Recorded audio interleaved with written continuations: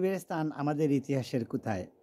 ১৯৭১ সালে আমাদের দ্বিতীয় স্বাধীনতার আগে মানে ১৯৭১ এর ৪৭ এ আমাদের প্রথম স্বাধীনতা, ৭১ দ্বিতীয় আর ২৪ তৃতীয় স্বাধীনতা।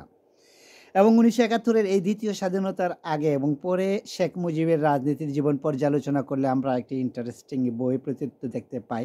পাকিস্তান আমলে তিনি ধীরে, ধীরে গণতান্ত্রিক আন্দোলনের নেতা। দাবি করা হয় যে তিনি গণতান্ত্রিক আন্দোলন করিয়া বাঙালি জাতির সত্তারের মর্মবাণী অনুধাবন করতে সহায়তা করছেন। এটা ঠিক যে তিনি ৬ দফার আন্দোলন করছিলেন। তার প্রথম দফাতে ছিল একটা গণতান্ত্রিক শাসন পদ্ধতি প্রবর্তন দাবি করা। সেই দফায় বলা হয়েছিল লাহোর প্রস্তাবের ভিত্তিতে সংবিধান রচনা করে পাকিস্তানকে একটি ফেডারেশনে উন্নত করতে হবে, যেখানে সংসদীয় পদ্ধতি সরকার থাকবে এবং তার ভোটের নির্বাচিত আইন পরিষদ সর্বত্র নিয়ন্ত্রণ। সুতরাং দেখা যাচ্ছে শেখ মুজিব প্রথম স্বাধীনতা যুদ্ধের আগে সংসদীয় পদ্ধতির পক্ষে ওকালতি করছিলেন এবং জাতির কাছে নিজেকে উপস্থাপিত করছিলেন গণতান্ত্রিক সংগ্রামের নেতা হিসাবে। ৭১-এর স্বাধীনতার পরে বাংলাদেশবাসী কি লক্ষ্য করলো? বিপন্ন বিস্ময়ে দেখল গণতন্ত্রের ভোজদারি মুজিব কি দ্রুততার সাথে সংসদীয় প্রত্যেকে ছুঁড়ে ফেলা ফ্যাসিবাদী একনায়কতন্ত্র কায়েম করলো। সেই সময় বিরোধী রাজনৈতিক দলগুলোর সংখ্যা এবং শক্তি ছিল খুবই সীমিত এবং নগণ্য। সেই অল্প সংখ্যক সীমিত কণ্ঠ তার সহ্য হয়নি। সকল রাজনৈতিক দলের বিলুপ্ত ঘটায় স্বৈরশাসক মুজিব অতি দ্রুত প্রতিষ্ঠা করলেন কুখ্যাত বাকশাল। সংসদে বাকশাল অনুমোদনের মাত্র ১৫ দিনের মধ্যে নিয়ম বহির্ভূতভাবে প্রেসিডেন্ট পদে শপথ নিয়ে তিনি বনে গেলেন দেশের সকল ক্ষমতার একচ্ছত্র অধিকারী। তাকে অপসারণের কোনো ধারা রাখা হলো না। তার কীর্তিকলাপ এতটা ভয়ঙ্কর ছিল যে তখন তাকে তাজউদ্দিন নামের হিসাবকে বলছিলেন যে আপনাকে শান্তিপূর্ণ পথে অপসারণ করার পথ আপনি বন্ধ করে দিলেন। সেই সময়কার বাকশালের স্লোগান ছিল এক নেতা এক দেশ, বঙ্গবন্ধুর বাংলাদেশ। শেখ মুনি আরও এক ধাপ আগিয়ে বলেন জনশাসন নেই, মুজিবের শাসন চাই। অন্য সকল ফ্যাসিবাদী রাষ্ট্র এবং সরকারের মতো মুজিবের বাংলাদেশ হয়ে গেল এক দলের অধীনস্থ এক ব্যক্তির শাসন। একটা রাষ্ট্রের ৩টা শাখা অংশ থাকে, নির্বাহী, আইন বিভাগ অর্থাৎ সংসদ এবং বিচার বিভাগ অর্থাৎ আদালত। মুজিবের হাতে কুক্ষিত এই সবগুলি বিভাগ। তিনি নিজেই পরিণত হলেন রাষ্ট্রে। ঠিক একইভাবে হাসিনা পরিণত হয়েছিল অতিরাষ্ট্রে। এইভাবেই স্বাধীনতার যুদ্ধ পূর্বকালের গণতান্ত্রিক অধিকার আদায়ের সংগ্রামের নেতা মাত্র ৪ বছরের কম সময়ের মধ্যে বাংলাদেশে ফ্যাসিবাদী একনায়কতন্ত্রের আইকন হয়ে উঠলেন। ফ্যাসিবাদের এমন একটা আইকন, স্বদেশের গণতন্ত্র, মানবাধিকার, এমনকি স্বাধীনতার সার্বভৌমত্ব, আঞ্চলিক অখণ্ডতার প্রতি কত বড় হুমকি সেটা তৎকালীন সমাজের সকলেই অনুধাবন করছিলেন। সেই কারণে ফ্যাসিস্ট শেখ মুজিবের নিষ্ঠুর, আকস্মিক, রক্তাক্ত এবং মর্মান্তিক মৃত্যুতে দেশবাসী চমকিত হইল, হাঁফ ছেড়ে বাঁচছিল এবং খুশিতে আনন্দে ফেটে পড়ছিল আর মিষ্টি বিতরণ করছিল। এডিটর সাহেব, সেই পার্টিশন বাজান, যেই পার্টিশন বাজানো ছিল ১৯৭৫-এর ১৫ই আগস্টের পরে, সেই একদল বীর সেনাপতি এবং সৈনিকদের উদ্দেশ্যে যারা রাস্তার সমাজতন্ত্রে অন্ধ গলিতে ঢুকে পড়া দিশেহারা বাংলাদেশকে তখন মুক্ত বাজার অর্থনীতি এবং গণতন্ত্রের বিকাশের মুক্ত স্বাধীন পদে পুনঃস্থাপন করেছিল। এই দেশ সকলেই ছিলেন ৭১-এর স্বাধীনতা সংগ্রামের অংশগ্রহণকারী বীর মুক্তিযোদ্ধা। আমরা তাদের অবদান এবং আত্মত্যাগের কথা ভুলে গেছি।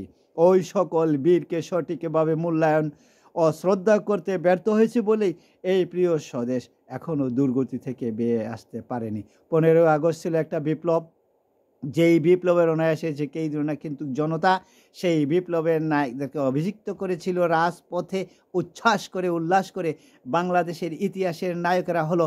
আর সেইটি হয়ে উঠল বিপ্লবকে সংহত না হতে দেওয়ার প্রথম ফাঁদ। বিপ্লব হয়ে গেল বেহাত। সেই বিষয়টা আজকে আর আলাপ না করি, কিন্তু আমি বিপ্লবের সমস্ত সেনা নায়কদের, সমস্ত সৈনিকদেরকে আমার বিপ্লবী সালাম জানাই। আজ আবার একটু হিসাব মিলাই দেখি স্বাধীন বাংলাদেশের প্রথম শাসক শেখ মুজিব কি মহা অপকর্ম করেছিল। স্বাধীন দেশে সরকারিভাবে বিচার বহির্ভূত প্রথম হত্যাকাণ্ড শেখ মুজিবের নির্দেশে বিপ্লবী বামপন্থী নেতা সিরাজ শিকদারকে খুন করে তিনি ক্ষান্ত হন নাই। জাতীয় সংসদে দাঁড়িয়ে দম্ভ ভরে চিৎকার করে ঘোষণা করছিলেন, কোথায় সেই সিরাজ শিকদার? তখনই দেখা গেছে শেখ মুজিবুর রহমান নিজেকে মানুষে বাঁচা মরা নিয়ন্ত্রণ করতে শুরু করেছিলেন। বিপ্লবী সিরাজ শিকদারকে খুন করার মধ্য দিয়ে মুজিব বিচার বহির্ভূত হত্যা এবং খুন গুমের কালো হাত উদ্ধত করছিলেন। শীঘ্রই তা বহুগুণে সম্প্রসারিত হয়েছিল তৎকালীন বৈষম্য বিরোধী সংগ্রামরত হাজার হাজার বাম প্রগতিশীল নেতা কর্মী ও সংগঠকদের দিকে। কেউ রেহাই যায়নি। জাসদ থেকে শুরু করে সিপিবি আদর্শবান এমন সকল যুবকেরা তখন বিশ্বাস করত মুজিব জাতির সাথে প্রতারণা করছে, স্বাধীনতা যুদ্ধের মূল উদ্দেশ্য করে বিসর্জন দিছে, বিশেষ করে একটি সাম্যভিত্তিক গণতান্ত্রিক সমাজ প্রতিষ্ঠার লক্ষ্যের সাথে বিশ্বাসঘাতকতা করে ক্ষমতা কুক্ষিগত করেছে। মুজিব আমলের তার তৈরি কুখ্যাত রক্ষী বাহিনীর হাতে নিহত হন প্রায় 30,000 তরুণ যুবক, যারা ছিলেন আজকে বাংলাদেশের চলমান ছাত্র আন্দোলনের অংশগ্রহণকারীদের মতোই আত্মোৎসর্গের জন্য প্রস্তুত অকুতভয়ে তরুণ সম্প্রদায়। মুজিব আমলে শুরু হয় নির্বাচনী কারচুপি। 1973 সালে বাংলাদেশে প্রথম সংসদ নির্বাচন অনুষ্ঠিত হয়। সেই নির্বাচন তা জানার জন্য কেমন হয়েছিল আবুল মনসুরের কাছ থেকে শুনি। উনি লিখেছিলেন, শেখ মুজিব প্রবীণ অধ্যাপক পার্লামেন্টে ঢুকিতে না দেওয়ার জন্য সর্বশক্তি নিয়োগ করিলেন। আমি দেখিয়া খুবই আতঙ্কিত ও চিন্তাযুক্ত হইলাম যে নির্বাচন চলাকালে আওয়ামী লীগ নেতৃবৃন্দ অপোজিশনের প্রতি যে মনোভাব অবলম্বন করিয়াছিলেন সেটা সাময়িক অবিবেচনা প্রসূতভূত ভুল ছিল না, তা যেন নীতি হিসাবে এই পন্থা গ্রহণ করিয়েছিলেন। নির্বাচনের ফলে অপোজিশন একরূপ শূন্য কুটায় পৌঁছে গিয়েছিল। আবুল মনসুর আহমেদ এটি ছিলেন শেখ মুজিবের রাজনীতির গুরু এবং আমাদের মাহফুজ আলমের বাবা। সেই নিশ্চিতভাবে জিতত, আওয়ামী লীগ জিতত বা সংখ্যাগরিষ্ঠ হইতো, তাও কেন এই ঘৃণিত কারচুপি সে করলো? এটা নিয়ে অনেকে বিস্মিত হয়েছিলেন, কিন্তু উত্তর পান নেই। আজ আমরা সেই উত্তর শুনব। কেন নিশ্চিত বিজয় জেনেও কারচুপির পথে শেখ মুজিব অগ্রসর হয়েছিল? কেন? সেই নির্বাচনে আওয়ামী লীগ পাইছিল 300-র মধ্যে 292টা। 10টি সিটের কম পাইলে সরকারিভাবে পার্লামেন্টে বিরোধী দল হওয়া যায় না। ফলে বাংলাদেশে মুজিবের প্রথম এবং একমাত্র নির্বাচনে শ্রেষ্ঠ পার্লামেন্টে কোনো বিরোধী দল ছিল না। সেটা আমরা কেউ জানি না। পরবর্তীতে একদলীয় ব্যবস্থা প্রবর্তনের প্রাথমিক পদক্ষেপ ছিল এইটা। তার মানে সামান্যতম সংসদীয় বিরোধিতা সেই টলারেট করবে না। সেই জন্য সে নীতি হিসাবে গ্রহণ করছিল যে এটা নিশ্চিত হওয়া সত্ত্বেও বিপুল ব্যাপক কারচুপির মাধ্যমে সংসদে 292টা আসন না যেন কোনোভাবে কোনো সংসদীয় বিরোধী দল না থাকে। একই কাজ করছিল আমাদের গত ডামি নির্বাচনে ডাইনি হাসিনা, মুজিবের মাইয়া। মুজিবের আরেকটা কুকর্ম ছিল লুটপাটের কায়েম করা। তার দল লোকজন দুস্থ মানুষের সহায় সম্পত্তি, বাড়িঘর, বাণিজ্য, চোরাচালান, খাদ্যদ্রব্য মজুবদারি, এই সমস্ত অপরাধগুলো কাজকে মূল অর্থনীতি এবং বাণিজ্যিক কর্মকাণ্ড হিসাবে প্রতিষ্ঠা করেছিল। তখনকার রাজধানী ঢাকার দুর্দশাগ্রস্ত এক রাতে তার বড় ছেলে শেখ কামাল সাঙ্গপাঙ্গ নিয়ে দেশের কেন্দ্রীয় ব্যাংক এলাকা মতিঝিল এলাকার পুলিশের গুলি খায় হাসপাতালে ভর্তি হয়েছিল। কি করতে গেছিল আপনারা বুঝেন? ডাকসুর নির্বাচন পর্যন্ত নিশ্চিত আর জান্না ব্যালট বাক্স ছিনতাই করেছিল এই শেখ কামাল, শেখ মুজিবের কুপুত্র। একটা ভুটকুলা জিত নিয়ে ধাপায় দাঁড়াইতো তার গুন্ডা সঙ্গীদের নিয়ে, সারা ঢাকা যারে পাইতো তারেই তারা করতো। আহমেদ শরীফকে তারা করেছিল নিউ মার্কেট এলাকায়, তারা করছিল আহমেদ সফা, যান নিয়ে দৌড় দিছিল এই শেখ কামাল।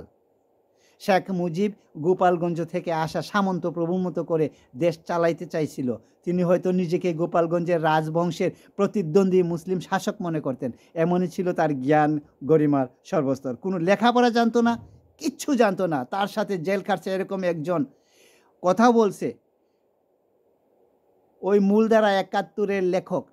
উনি বলছে যে শেখ মুজিব একটা বই নিয়ে যায় জেলখানায় যাওয়ার সময়, আর ওই বইয়ের 1 পৃষ্ঠা সারাক্ষণ পড়ে এবং জেল থেকে বাইর হওয়ার সময় ওই 1 পৃষ্ঠা সে শেষ করতে পারে না। ও দেখায়, কেউ আসলে দেখায় বই খুললে যে আমি পড়ি, আর 1 পৃষ্ঠা সে জীবনে শেষ করতে পারে না। এই হচ্ছে ওর জ্ঞান গরিমার স্তর। মুজিবের অর্থনৈতিক নীতি দেশকে আপনি ভয়ঙ্কর পরিস্থিতির মধ্যে ফেলছিল। যে 1974 সালে বাংলাদেশের এক ভয়ানক বিখ্যাত প্রতিষ্ঠিত হয়েছিল। মুজিব সৃষ্ট সেই দুর্ভিক্ষে কয়েক লক্ষ দরিদ্র পীড়িত নিঃস্ব নিরীহ মানুষ মৃত্যুবরণ করেছিল, আর দারিদ্র্যের সীমার নিচে পতিত হয়েছিল 65% বেশি মানুষ। নোবেলজয়ী অর্থনীতিবিদ অমর সিং তার গবেষণায় দেখিয়েছিলেন সেই দুর্ভিক্ষ খাদ্যের অভাবের জন্য ঘটেনি, ঘটছিল মজুদদারির কারণে। আরে মুজিব কতই নির্লজ্জ! এই দুর্ভিক্ষের সময় সেই তার ডাইনিং টেবিল সাজায় 14 পদের খাবার দিয়ে সেই লাঞ্চ করত, সেটা আবার পত্রিকাতেও ছাপা হতো। কেমন নির্লজ্জ। এমন পরিস্থিতিতে মুজিব যখন দেখল যে সমাজ এবং দেশের প্রতিবার বিক্ষোভ ক্রমশ বেড়ে যাচ্ছে, তখন যৎসামান্য গণতান্ত্রিক ব্যবস্থা বা পরিসর যাই অবশিষ্ট ছিল তাও খেয়ে ফেললেন। গণতন্ত্রের পদঅনুসরণ না করে প্রবল স্বৈরাচারী ব্যবস্থা অর্থাৎ লৌহপুরুষ শ্বাসরুদ্ধকর ফ্যাসিজমের পথে পা বাড়াইলেন। শাসন এবং শোষণ করার সবচেয়ে অগণতান্ত্রিক নিশ্চিত রাস্তাতে বাইসা নিলেন শেখ মুজিব। দেশবাসীকে ভাওতা দেওয়ার জন্য তথাকথিত সমাজতন্ত্রের নামে রাষ্ট্রবিনাশী ফ্যাসিবাদী এক নায়কতন্ত্র বাকশাল কায়েম করছিলেন। আর এই বাকশালের সহযোগী ছিল সিপিবি, এই বাংলাদেশের সিপিবি, এই মুজাহিদুল ইসলাম সেলিম। বাকশালের সহযোগী ছিল যেদিন বাকশাল কায়েম হয় এই মুজাহিদুল ইসলাম সেলিম ছাত্রলীগের সাথে মিলা আনন্দ মিছিল বাইর করছিল ঢাকার রাজপথে। আওয়ামী লীগের অফিস পুরাইয়া দিয়েছেন। সিপিবির অফিস কেমনে থাকে? সিপিবির অফিস দখল করেন, সিপিবির অফিসকে জনগণের অফিস বানান। ওই অফিস থেকে ফ্যাসিবাদের সহযোগীদের উচ্ছেদ না করে দিলে বাংলাদেশের মুক্তি নাই। ওই সিপিবিকে ধইরা আবার আওয়ামী লীগে উঠে দাঁড়াতে হবে, আবার আওয়ামী লীগ উঠে দাঁড়াবে। বাংলাদেশের প্রথম ফ্যাসিবাদী শাসক মুজিবকে তার মূল আইকন গণ্য করে এবং মানে আওয়ামী লীগ। ৭৫-এর ইতিহাসের কুচিত নর্দমায় পতিত এই আইকনকে শেখ হাসিনা এবং তার দল গত ১৫ বছর ধরে সর্বশক্তি দিয়ে সারা দেশে পুনঃপ্রতিষ্ঠিত করার অপচেষ্টা করছিল। এই প্রক্রিয়ায় মুজিবের স্বৈরাচারের প্রতিটি অপকর্মকে আড়াল কইরা মিথ্যাবিকতার গুণের কোনোবার বহু গুণে বাড়ায় এবং দেখায় যে তারা একটা নেতিবাচক ভাবমূর্তি প্রতিষ্ঠার চেষ্টা কোনো ত্রুটি করে নাই গত ১৫ বছর জবরদস্তি করে ক্ষমতায় থাকা স্বৈরাচারী হাসিনা সরকার। এই জন্য রাষ্ট্রীয় থেকে কয়েক হাজার কোটি টাকাও খরচ করেছে। এত কোটি টাকা করেও তার কোনো কিছু টাকা করেনি। বাংলাদেশের কিশোর তরুণ নেতৃত্বে সম্পাদিত সকল মানুষের বিপ্লবে মুজিবের সমস্ত মূর্তি, মুজিবের সমস্ত আইকন জয় বাংলা কইরা দিছে বাংলার দামাল ছাত্র জনতা। এই ঘটনা যে ঘটবে সেটা অনেক আগেই ভেবেছিলাম। দেখেন কি হবে। তবে আমরা চাই কিবা না যাই, আওয়ামী লীগ আর জীবনেও কোনো দিন মাথা খাড়া করে দাঁড়াতে পারবে না। শেখ মুজিব তার ৮০ ভাগ তরুণ এবং যুবককে ঠেলে দিয়েছিলেন তার বিরুদ্ধে। সবচেয়ে বড় সংগত জাসদ জন্ম নেয়। মুজিব কখনো দেশের ঐক্য এবং সংহতির প্রতীক বাহিনী রেখেতে ছিলেন না। সেই ছিল শব্দ স্বাধীন দেশের চূড়ান্ত বিভেদ সৃষ্টিকারী ইন্ডিয়া অনুরাগী একেদের দেশদ্রোহী শাসক। সেই ছিল অত্যাচারী লুটেরা এবং কুখ্যাত এক মহারাজ, ইতিহাসের নিকৃষ্টতম খলনায়ক। তা খুনি প্রাতিষ্ঠাকন্যা শেখ হাসিনা, মহাদুর্নীতি এবং দুর্বৃত্তপরায়ণ শেখ পরিবার এবং ফ্যাসিস্ট দল আওয়ামী লীগ দেশবাসীর কাছে ঘৃণিত নিকৃষ্ট ব্যর্থ শাসক মুজিবকে নানান মহিমায় মহিমান্বিত করে দলীয় সম্পত্তি এবং প্রশ্নহীন আনুগত্য প্রতিষ্ঠার ভয়ঙ্কর পদ্ধতিতে পরিণত করছিল, যা জনগণের আগস্টের রুচি পুড়ে কয়েক ঘন্টার মধ্যে নিশ্চিহ্ন হয়ে গেছে। হাসিনা কিভাবে মুজিবের ঐতিহ্যকে ভুগড়ে ছাড়িয়ে গেছে ৪ আগস্ট। ভোটচুর হাসিনা প্রকৃতপক্ষে নির্বাসনে পাঠিয়ে দিয়েছে গত ৭ই জানুয়ারি ১৯০০ ভোটারবিহীন দামি নির্বাচনের মধ্য দিয়ে সেই জনপ্রতিনিধিত্ব যাচাইয়ের ব্যবস্থা বঞ্চিত নিকৃষ্ট সকল ধারণাকে অতিক্রম করে পৃথিবীকে কলঙ্কের এক নতুন দৃষ্টান্ত স্থাপন করেছিল। দ্বিতীয়ত, মুজিবের একটা গুমবাহিনী ছিল, সাদা টয়েটায় ঘুরে বেড়াতো, যাকে তুলে নিয়ে যেত তাকে আর খুঁজে পাওয়া যেত না। একই রকম হাসিনা এরকম বাহিনী ছিল। খুনি হাসিনার বিচার বহির্ভূত হত্যাকাণ্ডে এত ব্যাপকভাবে বৃদ্ধি করে যে এক পর্যায়ে আমেরিকার লেবের উপরে নিষেধাজ্ঞা জারি করতে বাধ্য হয়। এটাই ছিল হাসিনার বিশাল উন্নয়ন ঘটনার ষষ্ঠ গল্পের পিছনে লুকায়ে থাকা তার আসল কাহিনী। তার আমলে হাজার হাজার লোক মারা গেছে, অজস্র মানুষের জীবন প্রতি মেরে গেছে, অসংখ্য মানুষ পঙ্গু হয়েছে, দৃষ্টিশক্তি হারাইছে, দেশান্তরী হয়েছে। পুলিশ, আনসার, র্যাব, বিজিবি এবং আওয়ামী লীগ তার বিভিন্ন অঙ্গ সংগঠন এবং ভয়ঙ্কর ছাত্রলীগের সঙ্গে আমরা প্রাণ হারিয়েছেন বহু নারী পুরুষ। স্বদেশের শত শত নাগরিককে গুম করা হয়, তাদের উপরে চালানো হয়েছে অমানবিক নির্যাতন এবং নির্মম অত্যাচারের জন্য তার যে সমস্ত বন্দিশালা বা আয়নাঘর তৈরি করছে, দেশবাসী বিশ্বব্যাপী স্তম্ভিত বাকরুদ্ধ হয়ে পড়েছে। তৃতীয়ত, স্বৈরাচারী মুজিব লুটপাটের যে রাস্তা তার মেয়েকে দেখা দিয়েছিল। হাসিনা এবং তার লেসপেন্সার ৮০ মিলিয়ন বিলিয়নের ডলারের উপরে লুট করে নিয়ে গেছে। এসব লুটেরার জন্য বিভিন্ন